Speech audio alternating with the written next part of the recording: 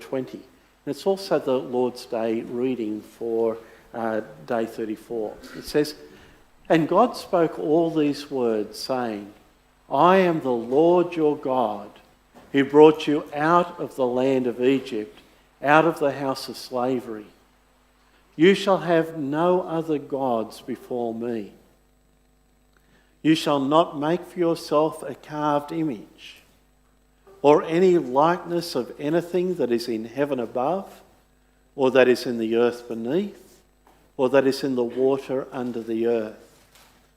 You shall not bow down to them or serve them.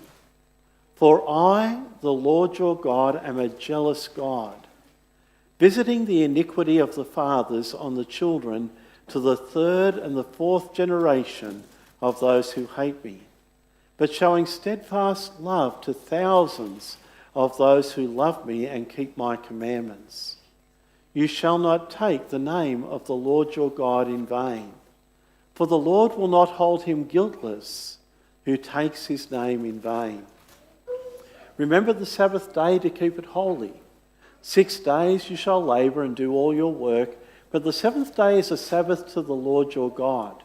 On it you shall not do any work, you or your son or your daughter, your male servant or your female servant, or your livestock, or the sojourner who is within your gates. For in 6 days the Lord made heaven and earth, the sea and all that is in them, and rested on the seventh day. Therefore the Lord blessed the Sabbath day and made it holy. Honour your father and your mother, that your days may be long in the land that the Lord your God is giving you. You shall not murder. You shall not commit adultery. You shall not steal. You shall not bear false witness against your neighbour. You shall not covet your neighbour's house. You shall not covet your neighbour's wife, or his male servant, or his female servant, or his ox, or his donkey, or anything that is your neighbour's." Now when all the people saw the thunder and the flashes of lightning and the sound of the trumpet and the mountain smoking, the people were afraid and trembled, and they stood far off and said to Moses, "You speak to us and we will listen, but do not let God speak to us, lest we die." Moses said to the people, "Do not fear, for God has come to test you, that the fear of him may be before you, that you may not sin." We're going to look at some portions of that in a few minutes' time. Do we have the reading, the Lord's Day reading there, fellas? Yep, great. Thank you. "What does the Lord say in his law? And God spoke all these words. I am the Lord your God who brought you out of Egypt, out of the land of slavery. You shall have no other gods before me. You shall not make for yourself an idol in the form of anything in heaven above, or on the earth beneath, or in the waters below. You shall not bow down to them or worship them, for I, the Lord your God, am a jealous God, punishing the children for the sin of the fathers to the third and fourth generation of those who hate me, but showing love to 1,000 generations of those who love me and keep my commandments. You shall not misuse the name of the Lord your God, for the Lord will not hold anyone guiltless who misuses his name. Remember the Sabbath day to keep it holy. 6 days you shall labour and do all your work, but the seventh day is a Sabbath to the Lord your God. On it you shall not do any work, neither you nor your son or daughter, nor your manservant or maidservant, nor your animals, nor the alien within your gates. For in 6 days the Lord made the heavens and the earth, the sea and all that is in them, but he rested on the seventh day. Therefore the Lord blessed the Sabbath day and made it holy. Honour your father and your mother, so that you may live long in the land the Lord your God is giving you. You shall not murder. You shall not commit adultery. You shall not steal. It's still coming. Here it is. No worries. Can you go? Oh no! Can you go to the to the first part of the sermon one that I gave you, that I sent you through? That's actually what I was hoping. Here we go. Okay, please respond. What does the Lord require in the first commandment? That for the sake of my very salvation, I avoid and flee all idolatry, witchcraft, superstition, and prayer to saints or to other creatures. Further, that I rightly come to know the only true God, trust in him alone, submit to him with all humility and patience, expect all good from him only, and love, fear, and honour him with all my heart.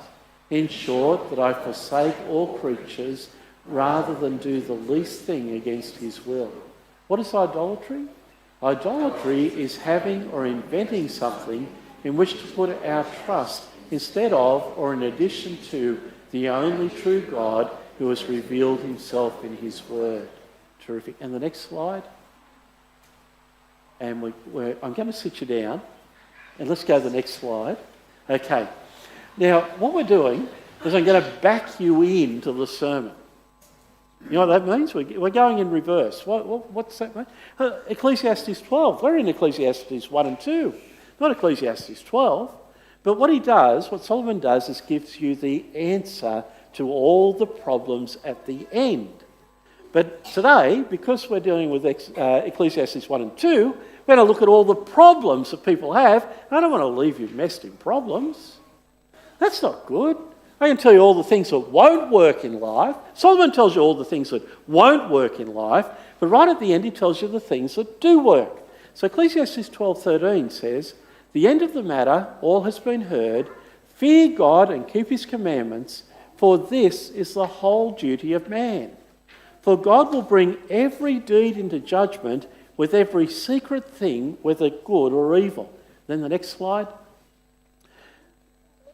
Okay, we've missed it. So what I was going to do is talk about the resume of morality and what the Ten Commandments are. The Ten Commandments have a purpose for your life and my life. There are 5 basic purposes. The first is that it's a resume of morality. There's the person who confronts our narcissism.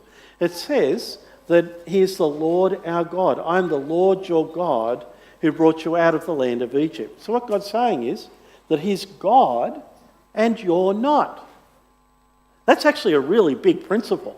Did you know that God is God and you're not? You're not God.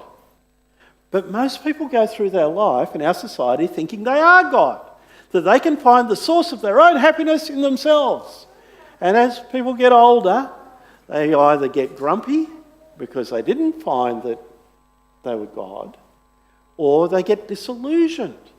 And they're the 2 problems that people have, because they didn't know that God is God and they're not. And then there's the second thing, is the power. It's the Lord who brought you out of the land of Egypt. We who are Christians, we know that God has brought us out of darkness and out of death and out of evil and brought us to himself by his grace. So how does the law then, the Ten Commandments, work for us? We've been saved by God's grace. Well, number one, it's a resume of morality. It tells you what morality is, what true godliness, true righteousness is. It tells you what God's character is like. It's a restraint on evil. It works on your conscience. And there's a natural law that God's put a conscience within every person that knows what's right and wrong. It's a revealer of sin. It shows us our sins. We looked at that in Romans 7. You want to see how bad you are? Have a read through the Ten Commandments. Thou shalt not covet. You know what coveting means? I want what you got. Now, I know that you're all very covetous of my Mercedes-Benz that I got for $3,000 before it went to the wrecking yard. But, we're covetous people by nature. It's a revealer of our sin. It's a regulator of Christian behaviour. 9 of the 10 Commandments are found in the New Testament, repeated by Paul. It's also a roadmap to happiness. And that's where Solomon's going with the book of Ecclesiastes. This is a roadmap for your happiness. It shows you how to love other people properly and well by the things you don't do and by the things you do. It shows you how to love God. It shows you how to love others. It shows you how not to be a self-centered person, but an outward-focused person in relationship to God through our Lord Jesus Christ. That's where Solomon is going with all of this. You see, in 1 Kings 11, it tells us a little bit about what Solomon was like. It says, Solomon loved many foreign women, along with the daughter of Pharaoh, Moabite, Ammonite, Edomite, Sidonian, and Hittite women. Oh, he had a bit of a problem, hey? From the nations concerning which the Lord had said to the people of Israel, you shall not enter into marriage with them, neither shall they with you, for surely they will turn away your heart after their gods. Solomon clung to these in love. Well, see, love isn't everything. He had 700 wives, princesses, and 300 concubines, and his wives turned away his heart. And so Solomon built a high place for the abomination of Moab, Chemosh, and Moloch, the abomination of the Ammonites.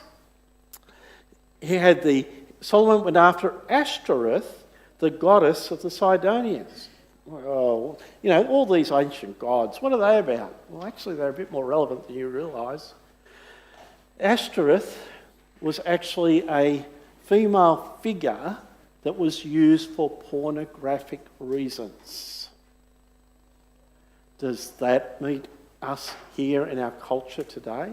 Pornography?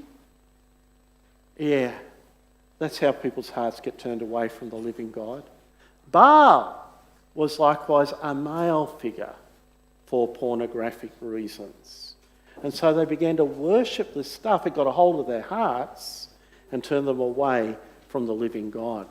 That's where the relevance of the Ten Commandments comes in. Hey, it's a roadmap to happiness. It keeps you out of trouble. Is that so? Sure does. It keeps you out of trouble. We're going to look a little bit further. So you just had half the sermon, so you're out early today. You understand, right? And let me lead you in prayer, and then we're going to sing together again. Our Father and our God, we do ask for help that you would cement your commandments into our minds and hearts as a true roadmap for happiness.